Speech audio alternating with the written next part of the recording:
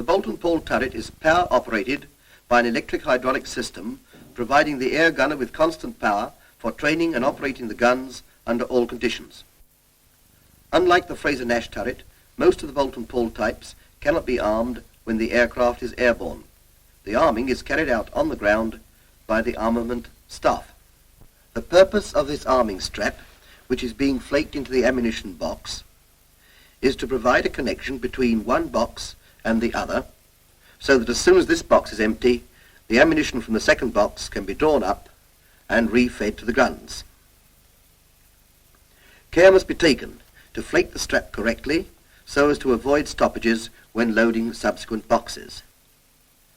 The ammunition must also be correctly flaked in order that the full quantity can be loaded into the box.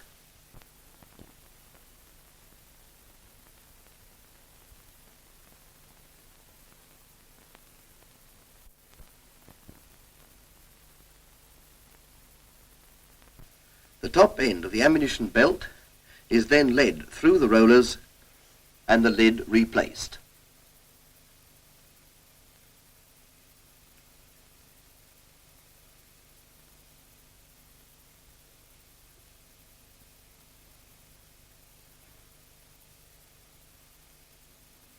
There are 4 boxes of ammunition, 1 for each gun. Loading the guns is done preferably by 2 men, 1 to fit the boxes and 1 to draw up the arming strap. Access to the hatch is obtained by the access hatch on the underside of the fuselage.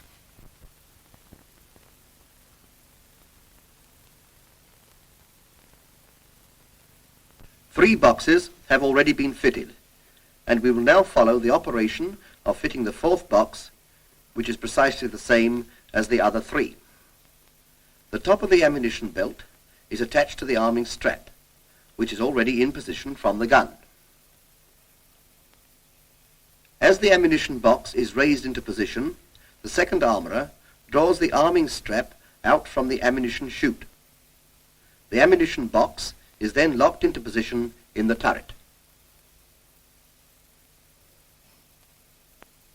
The 4 boxes feed the 4 guns in this order. Bottom right box feeds top right gun. Top right box feeds bottom right gun.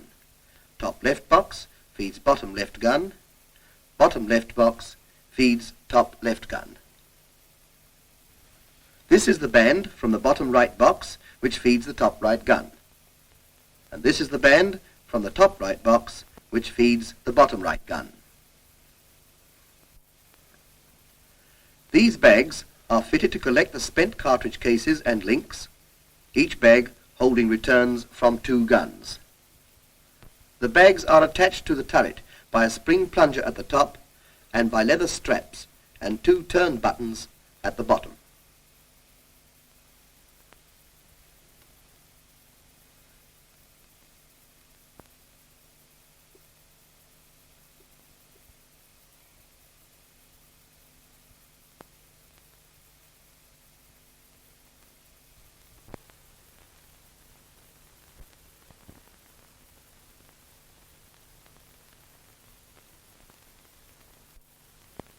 The second armourer then proceeds to draw up the ammunition belt by means of the arming strap, detaching the ammunition belt from the arming strap and fitting the first round over the retaining pole.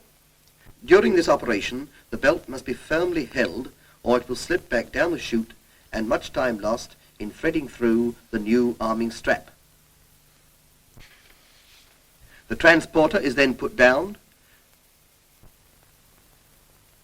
and the breech cover closed, the armourer making sure that it is securely locked. The arming door is then closed and locked. The armourers having done their job, we will now follow the routine and procedure of an operational air gunner in a Defiant aircraft. The gunner stows his parachute on the right-hand side of the turret, although the latest instructions are for the parachute to be clipped onto one's harness. The correct method of entry into the turret is by grasping the vertical stay tubes. When the gunner seats himself, he makes sure that his feet are on the footrest. The turret doors are closed by operating ratchets on either side.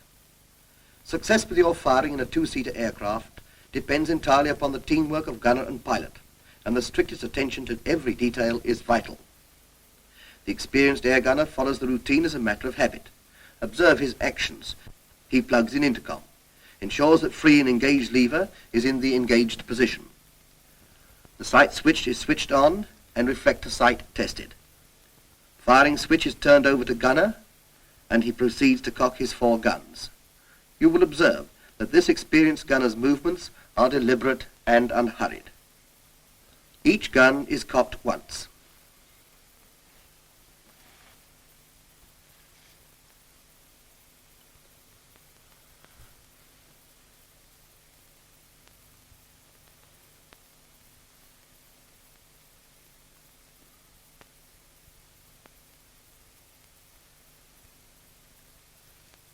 He depresses the firing button on the control column and proceeds to cock his guns once more.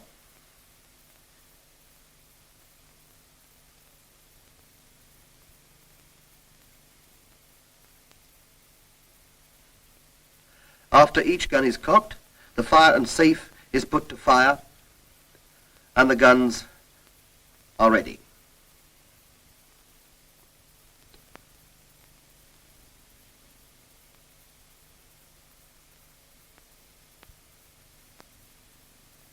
Cocking toggle is replaced in stowage, and the retracting fairings lever is turned to the left and the main switch turned on. The turret is then rotated to the stowed forward position, ready to take off.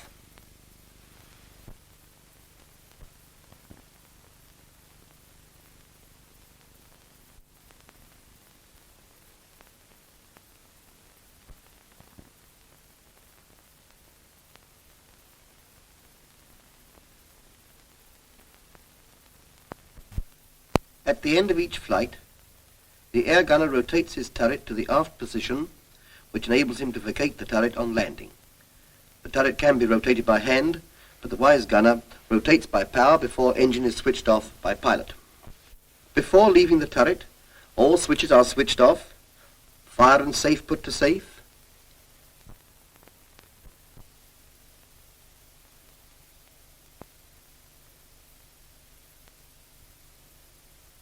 intercom disconnected.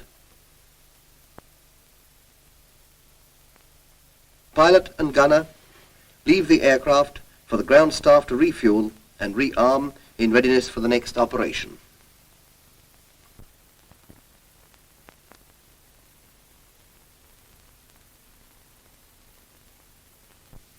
All this seems very simple and straightforward. So it is when you know how.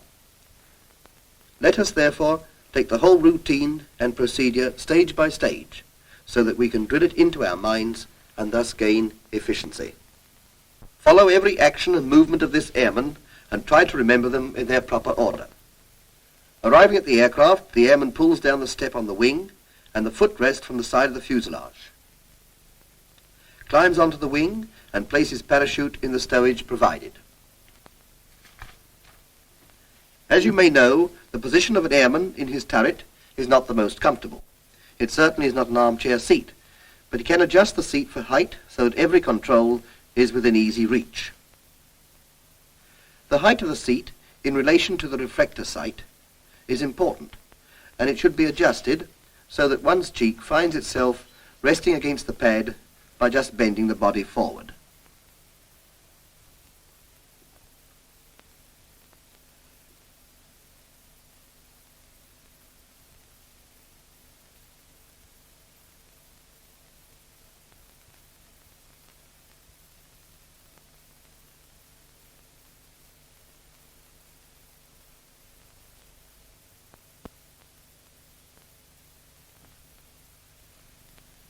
The airman then climbs into the turret, grasping the vertical stay tubes to assist himself in. He places his feet on the footrests and closes the turret doors by operating the ratchet handles.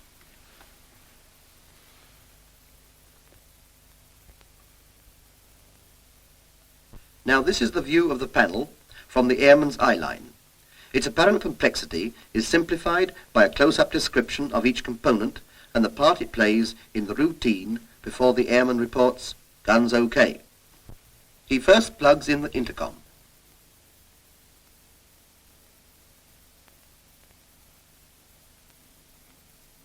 Then connects up the oxygen supply by plugging the oxygen plug into the bayonet socket on the left-hand side of the instrument panel, and tests the flow by operating the regulator valve. In order to save oxygen, it should be turned off after testing.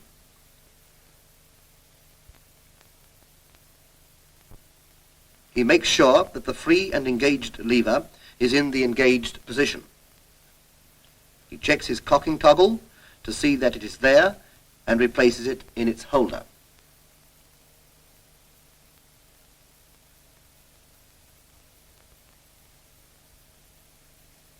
The spare bulbs for the reflector sight are examined and replaced in their sockets.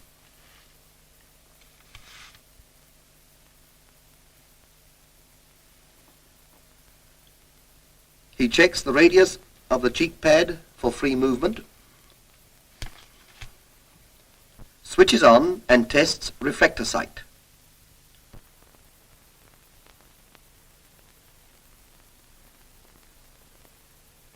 He moves the firing switch to gunner. All 4 guns are then cocked once, although on the screen we are showing 1 gun only being cocked. And on depressing the firing button, the 4 guns are cocked again.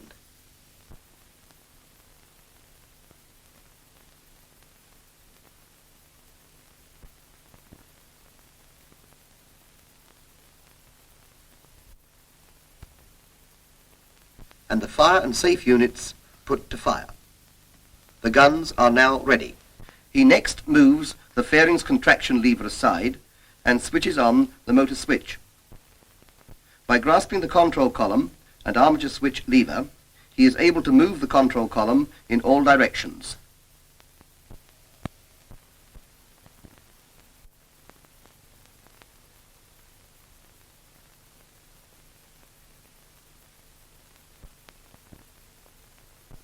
The airman is thus assured that the turret is indeed rotating. Turret movements are tested under power.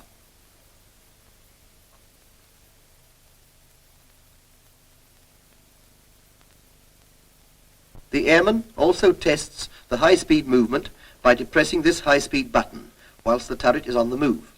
This high-speed movement is only intended for a quick change over from one direction to another. It does not improve the motor and should not be maintained for long periods. He makes sure that the hand rotation handle is available should power fail, and returns the handle to its proper stowage.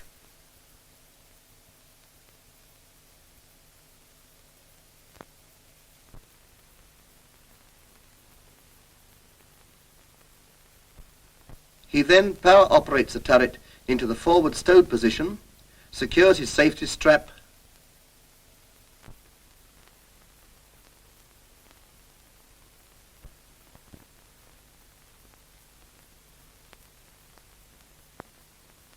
and reports readiness to the pilot. At the end of the flight, the following procedure is carried out. The airman switches off the motor switch, operates fairings control lever, puts fire and safe units to safe, switches off a firing switch, reflector sight switch, sight master switch, disconnects intercom,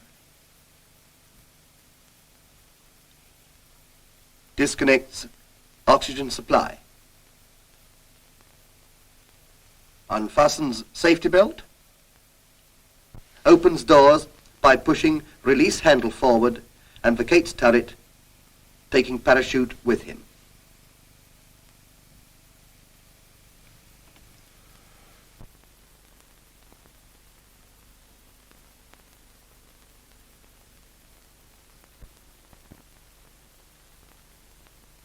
Practice makes perfect, and the gunner you have just seen is proficient.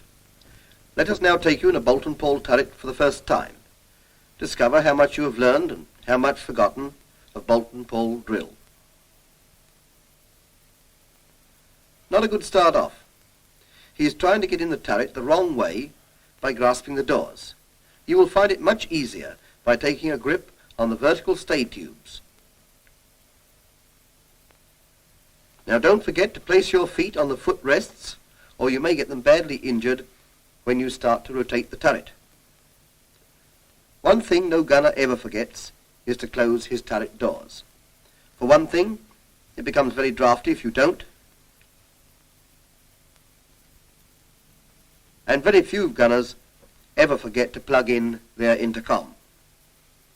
Our gunner also remembers to connect up the oxygen supply, and then turns his attention to the free and engaged lever, which is now in the engaged position.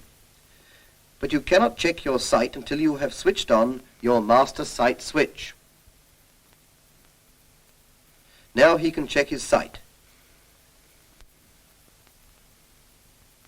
which, satisfactory, he turns the firing switch to gunner. The word gunner reminds him that this is the time to cock guns. Each gun is cocked once.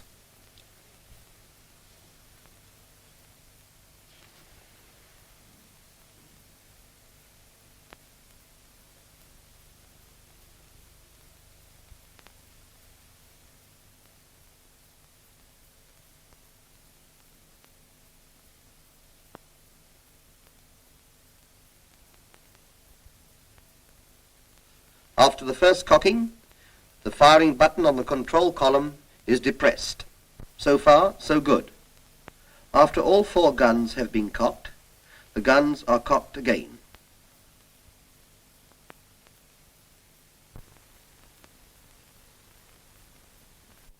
And fire and safe units of each gun put to fire.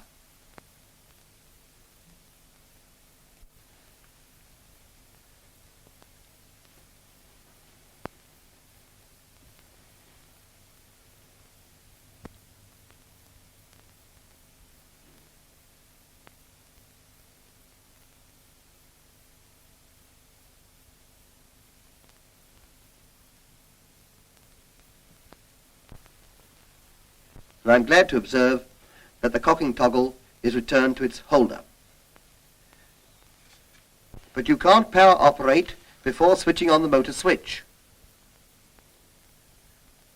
No, wait a moment. Too late. He's blown it. You see, he had forgotten to release the armoured switch on the control column before switching the motor switch on, and he has blown the fuse, as you saw.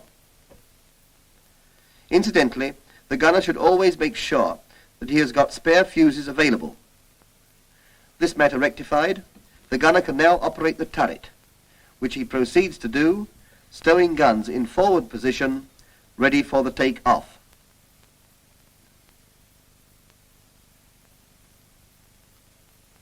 Safety strap secured.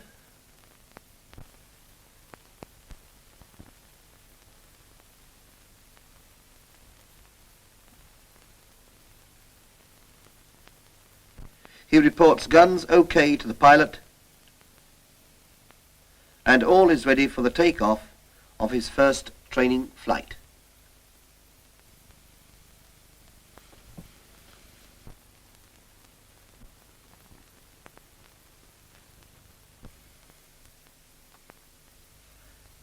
On the return of the aircraft, the drill routine is: switch off the motor switch, operate free and engaged lever, put fire and safe units to safe,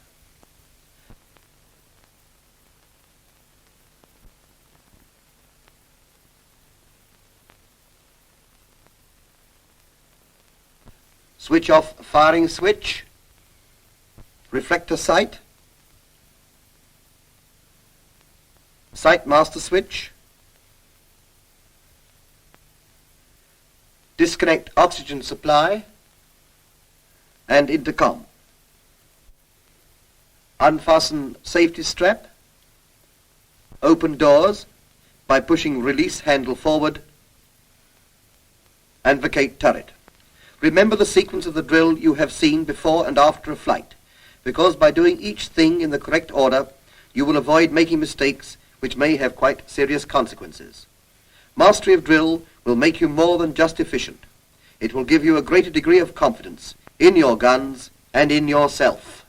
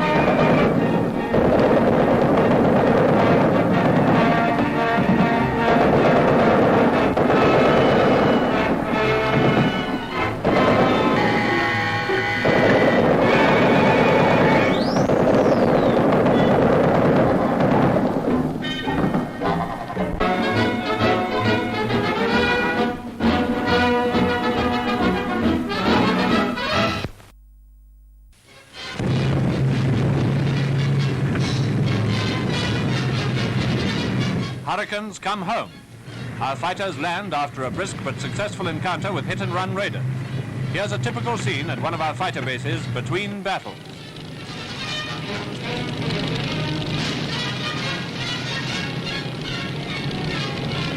These are some of the boys who've already blunted Hitler's air offensive. In due course, they'll stop it altogether. They take it easy between raids, and there's always plenty of sport to be had when there's no serious work to be done in the sky. When the alarm does come, not a second is lost. Blue section only. While the public takes shelter, our fighter pilots take off to destroy the enemy.